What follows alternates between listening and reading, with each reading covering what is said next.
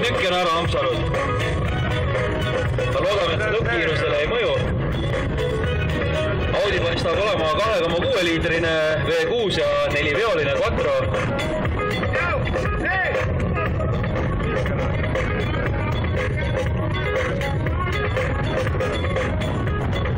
Talv on olnud pikk, meil tüdrukud on natukene roostes. Anname selle alguse kohmetuse neile andeks. Nii, mustast autost tuleb signaali ja tüdrukud võivad autot paika panna.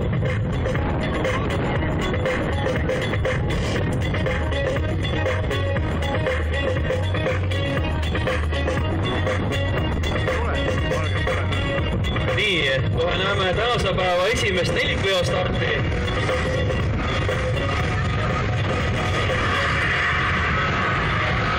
Ja läheme. Ma nägin 4-veo burnouti praegu. Päris terav 2,6 peaks ütlema.